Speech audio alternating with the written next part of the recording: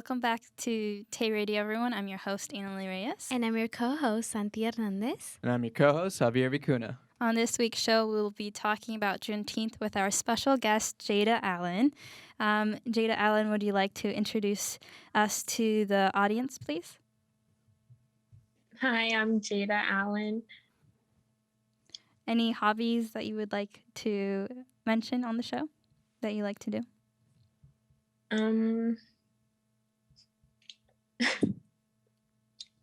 No? Well, No, I don't. You're okay. It's okay. It's fine. It's fine. We're glad that you're on the show today, and we really appreciate you being here and taking your time to be with us. Yeah, thanks for having me. Of course.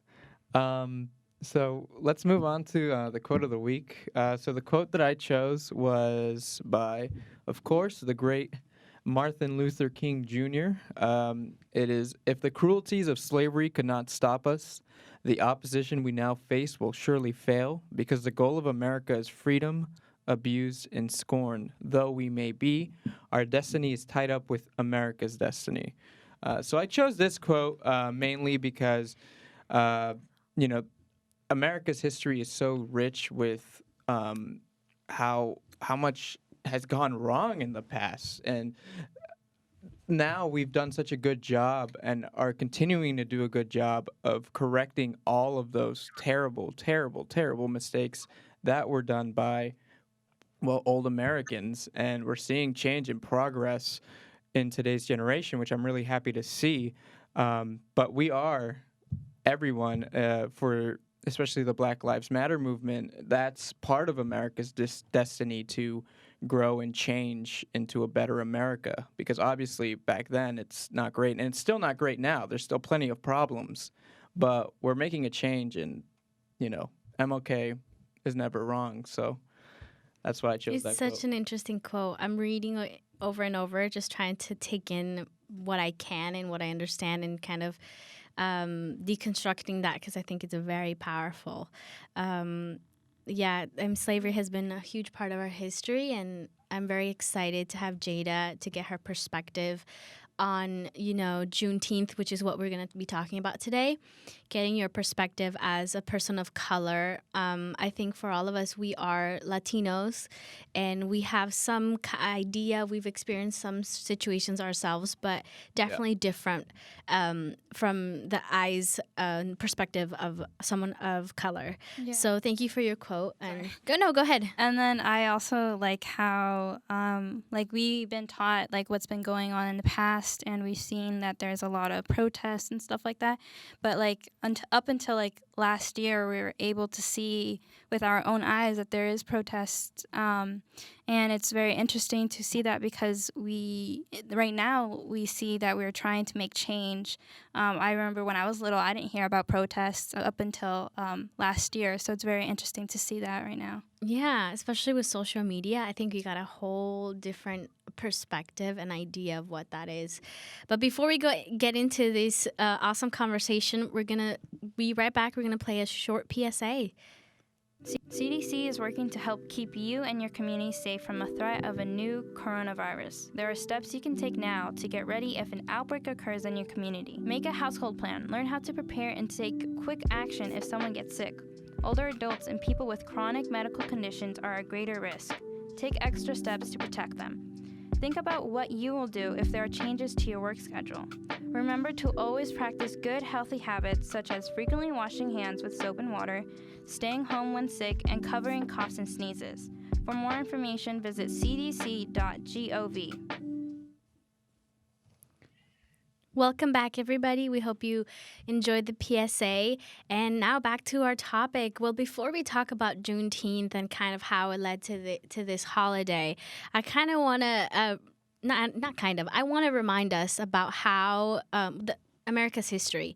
As we all know, or if you don't know, America's economy was built by enslaved Americans, and most of those enslaved people were people of color.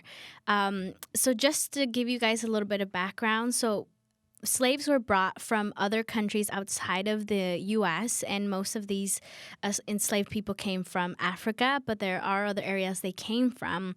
And the reason why they enslaved them was because they looked different from the rest of the people. So they had darker skin, and it made people think they were less of those who were white, which is very sad. But that was what happened back in the day, and in the South. So there was millions and millions of enslaved people in America. And in the South, there was over 4 million enslaved people. So 4 million, wow, that's a lot. And as I mentioned before, slavery was a key factor to building the economy of the United States. And another reason too, that is because it was a lot cheaper for white people to have slaves to be able to help them and for them to be able to work and build certain things. So I always like to remember that, because I know that the America that we are in today, it was originally built by people of color because of them being used. So that's very sad, but that is our history. So I just want to remember that. And to those who have family members who are enslaved, I don't know what that feels like, but I'm pretty sure it's a very awful and very you feel it in the heart. Well, a way to look at it from a Latino perspective, it's not nearly as bad as what America did with getting slaves to America, but is colonialism. All of South America was colonized by a bunch of white Europeans, and they all, did awful things to our ancestors.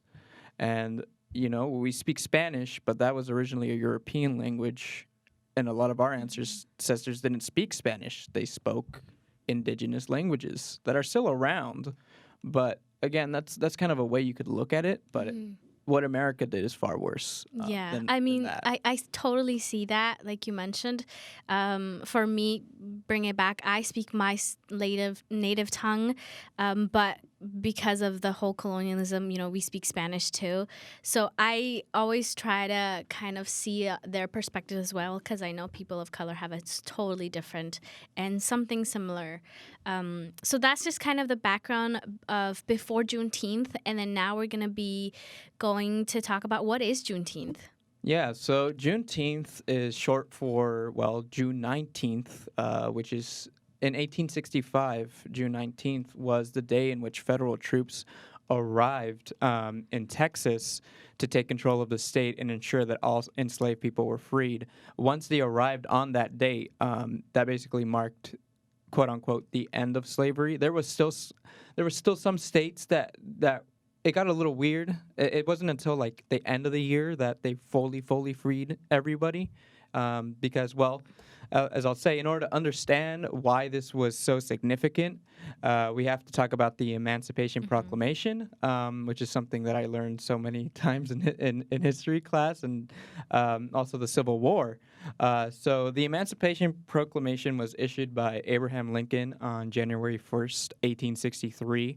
And it established that all enslaved people in Confederate states in rebellion against the Union shall be thenceforward and forever free.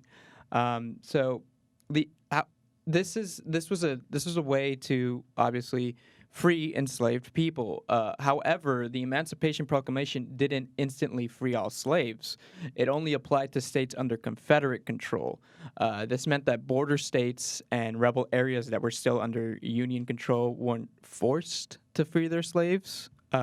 This led to Northern troops advancing into the Confederate South, which caused many enslaved people to flee behind Union lines. So that's kind of what slowly led all the other states to start issuing the Emancipation Proclamation.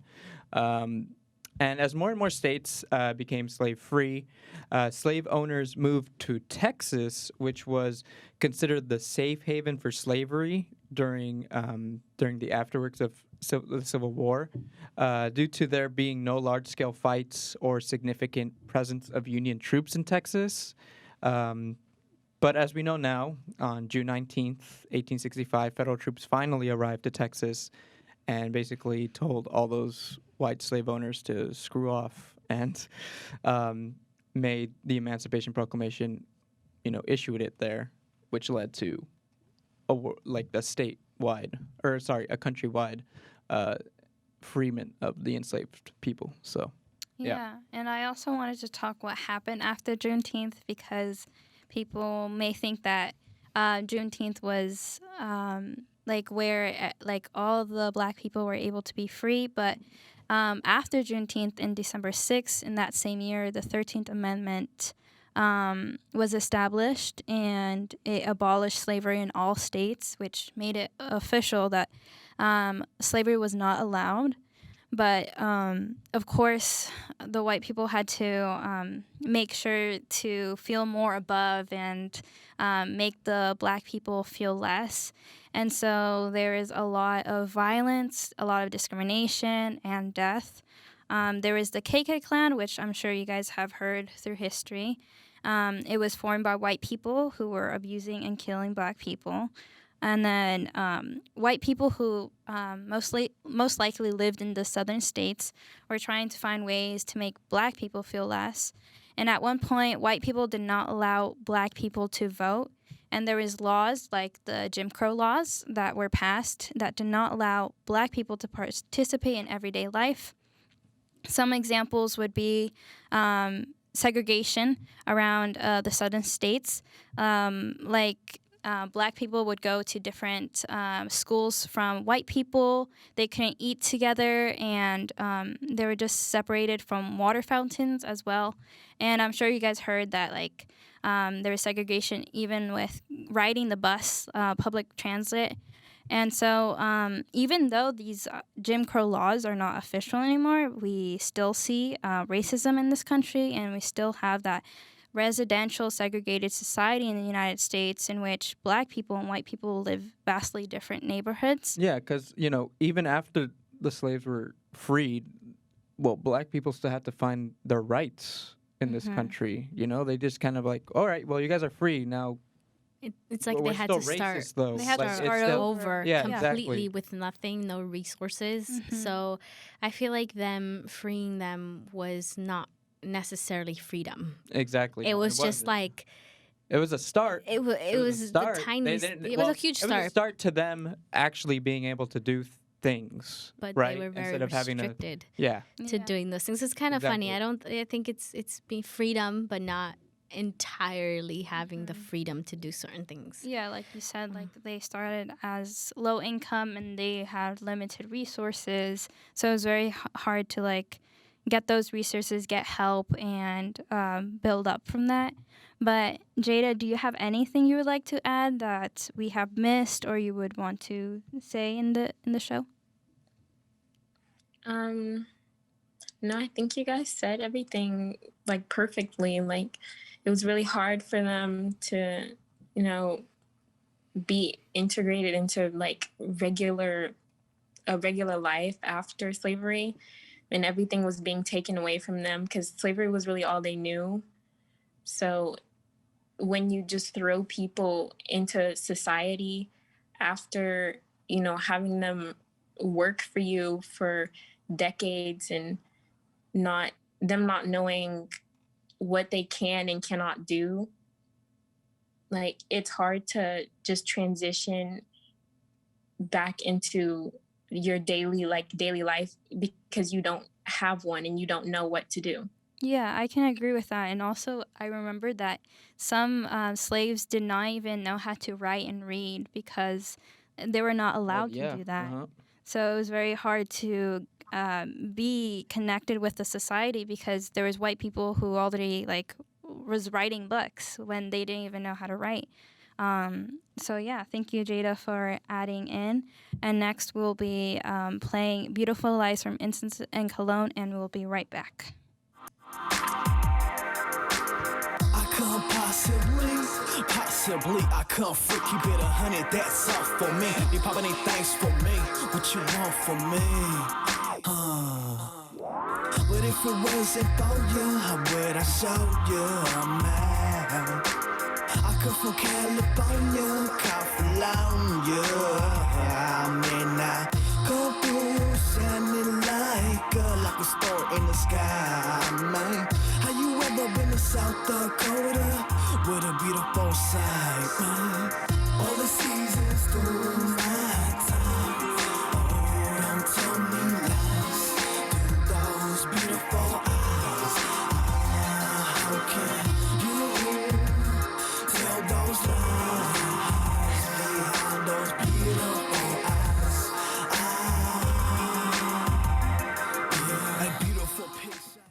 Welcome back, everybody. We hope you enjoyed the song. We are looking for local artists who want to share their music to be played on the show. So feel free to send us a DM or contact us on any of our social medias at Tay Radio Marin. And now we're going to go and talk more with Jada. I first want to ask, Jada, what is your perspective regarding Juneteenth? And what would you like us to know about Juneteenth and how you feel about that? Mm, so I had never heard about Juneteenth until I would say probably my freshman year in high school. Like, I didn't know that it was a thing.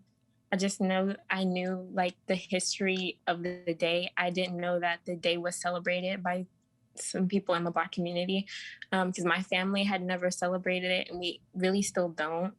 Um, I think that, just speaking for like me, like I think that it's good to celebrate it if you want to, because obviously it's a part of history and it's a part of Black history, a big part of Black history. But not everyone, I don't think everyone cares to celebrate Juneteenth, just because even before it was a federal holiday, which a lot of people feel like is the bare minimum that they could do for the Black community, because there are still a lot of problems going on, and racial problems going on that we have not solved and that we would like to solve. And this would probably be about not the last thing on the list to get done, but it would not be the first thing that we want to get done. That's so interesting for you to say that, because I did not know about Juneteenth either until when you have your Google Calendar, it gives you those holidays, like it marks it, and I saw that on there. But like you said, I think that we have a lot of work to do within the Black community and people of color to make progress, like to be able to have that equality that we all deserve. I think to first even get rights for even Latino people, we have to support the Black community, because they're the ones that have suffered the most here in this country. And how are we gonna progress? How are Latinos gonna progress if Black people can't even progress, right? So that's why I always find it very sad sometimes when the Latino community doesn't stand up for the Black community, because they suffer a lot of the same discrimination that we do, except we're all, well, no, there's no except. We're all the same. We've all suffered through very similar discrimination, at least now. But again, Black people have had it worse than us in this country for a very long time. And for Black people to progress forward will help us Latino people progress forward, if that makes sense. Yeah, I think all of us, supporting one another, and like I said before, I'm really interested in kind of seeing your perspective, the way you mentioned how, this is not because it just recently became a federal holiday. So you saying that it's not as important than really fixing other important issues reminds me of, like, that's very, very true, that there's a lot of work we need to do before before we celebrate fully, I guess. I don't know if I'm saying that correctly, but yeah. Annalie, do you want to say anything? I think it's kind of hard, like, to know if we should celebrate it as well or just the Black community. So that's a big one. Jada, did you want to add anything on that?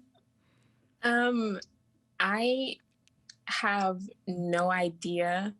I think the same question could go for people celebrating Cinco de Mayo. It's like, should everybody celebrate that, or just good point? Yeah.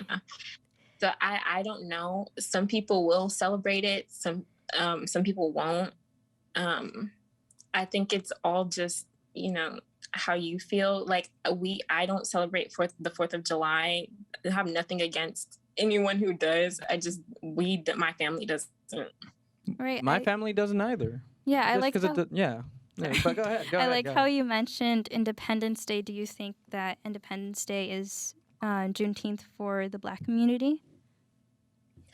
In a way, some people could feel that way. I actually never thought about it like that. Yeah, that's an interesting So some people probably have, and they probably feel that way.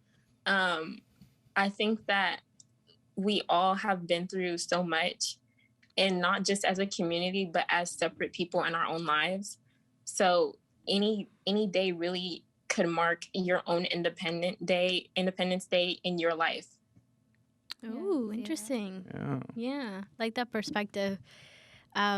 Thanks for bringing up that that 4th of July, because I mean I'm not born here, and my whole entire family is, because of my little brother. So our Independence Day isn't really 4th of July, but I don't even think we have one. I know I'm from Guatemala and we have our own 15th of September, but I don't really celebrate that because there's like history, like you said, history. There's a lot of things that go with that. So thanks for bringing that up and different. I think as a Mexican, just giving my Mexican perspective, is Cinco de Mayo isn't necessarily Mexican Independence Day either. A lot of people confuse that.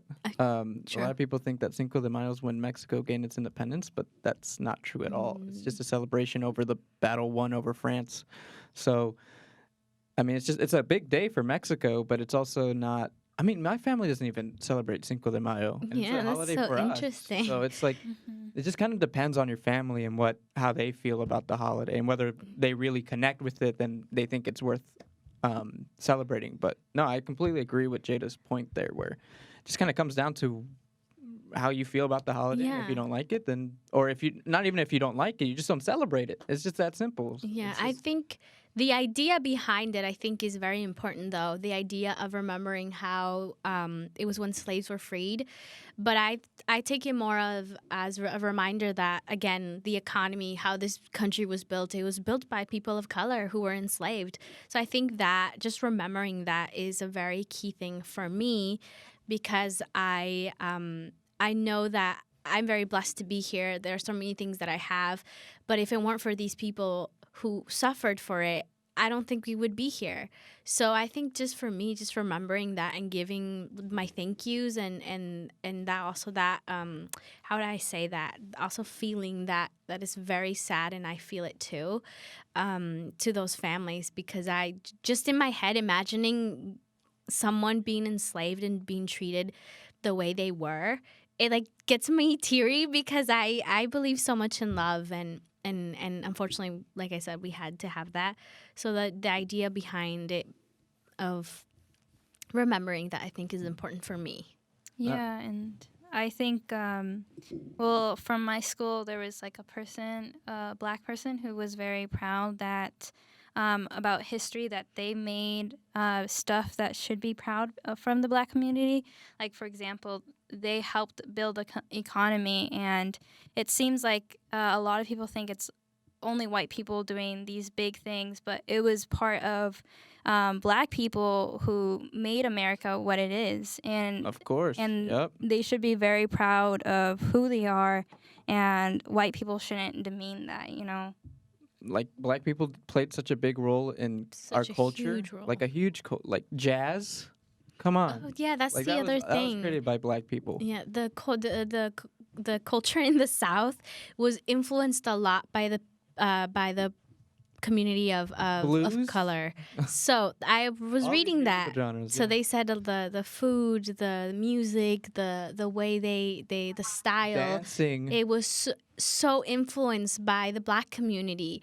So that I found so interesting. So just remembering that, our whole mixed culture, because America is mixed of everything. Right. We all play a huge part in it. People of color, Latinos, everybody plays a huge part in the history and how the country is today. And that's why it's so sad that, there's just so many racists that are still out here in this country, because it's absolutely ridiculous that they're even, still having that mindset, considering how diverse America is now compared to how it was before. But yeah, just moving a little, turning the topic a little forward. I just had a question for you, Jada. What do you think is a good way for people who aren't black to support the black community right now? Because personally, for me, I see a lot of, quote unquote fake like woke people who just kind of just post Instagram things on their stories, and they don't really contribute. I feel like that doesn't really do anything. It just kind of is like, oh look, I do support the black community by posting this on my story, and they just kind of want to get some clout or something from that. But that's kind of how I feel, especially with sometimes with anything that has to do with people of color. It's just, I don't know. I'm just wondering if you have any tips or ways that people can actually like support the black community and make a difference. Yeah, so I think the first step would probably be to look back on how you've treated people, any person of color, um, any person from any community of any other color, especially if you're gonna decide to support their movements and their cause. You need to reflect back on um, your own behavior towards those people or towards anyone in those communities, and reflect and see if you've done anything to harm that community or if you've been biased against that community. Because if you have, then you need to educate yourself. And that's the bare minimum you could do. And signing petitions and posting on social media is the bare minimum you could do. How you said that it's kind of for clout, and a lot of people do that for show and just to show that they're seeing it and they agree with it. But if you're not, you don't have to, I would say you don't have to go to protest, because a lot of the time they're not really safe. So if you don't feel like you would be safe or comfortable going to a protest, you don't have to go to one. But just doing your part by showing people of the communities that you're there for them, and that you're going to stand in solidarity with them, and you're not against them. You're not going to turn your back on them. You're not going to switch up on them. You're going to continue to be there and help them fight their cause. I think that's one thing you could do. Thank you. And I like how you talk about this, because a lot of people may not know, and they learn from people like you. And I like how you're an advocate for the black community. So can you tell us a little bit more about your journey as a youth advocate? Yeah. I was on the school board this year. And I didn't know students could be a part of that. So I was a student trustee on it. And I never realized how much like Novato, not even like fully Marin itself, has problems with being racially aware of what is and is not okay. Totally. Marin County is probably one of the most fakest woke counties in the whole California. That's facts right there. Because I've met so many, like, I mean, a lot of my white friends. Obviously, not all my white friends are terrible, but a good amount of white people that I knew in high school, who are posting about the Black Lives Matter movement. They were some of the most racist, most like non-caring people in the world, and they're just, again, like I said, they're just being there for clout, and they just want to look good in front of everybody else. So I'm glad you brought that up. Yeah, and I know it's about to end the show, but what advice can you give to youth that are underrepresented? Be part of the change you want to see, help spread awareness, and be there for your community. And if you want to see a change, don't feel like you don't have a way to say anything about it. Whether you have your own social media or you just have a phone with phone numbers, like, you can spread word about something that is close to your heart, about your own community. You are a part of that community, therefore your voice matters. You should not feel afraid to speak out about something that's bothering you, especially if it's someone making you feel uncomfortable about being the race you are. All right. Thank you, Jada, for being on the show and speaking up. We're very appreciated with you being here. Any last words before we end? Well, it's great meeting you, Jada. Thank you for being on the show. You brought up a lot of amazing points, and people like you and more advocates for the Black community will make a difference along with everybody else, you know. So it's a big group effort, and thank you so much for being on the show. Very quickly, just to all our viewers and to everyone who's going to watch this or listen to this, it's very hard when people tell you that who you are, you're below everybody, right? And it hurts, and it brings your self-esteem so down. But I'm with all of you here. I want to remind you guys that you are worth so much, and it doesn't matter where you come from. Well, it does, because it makes it. You can use it to become who you need to be and who you want to be. But don't let those negative comments bring you down and say, "Oh, because you're this, you're that, you can't do something." Yes, you can. Use it use it as an advantage to really, truly follow your passions in life. That's all for us, and we're so happy to be here. And we'll see you guys next week. Thank Bye, you guys. all. Bye bye.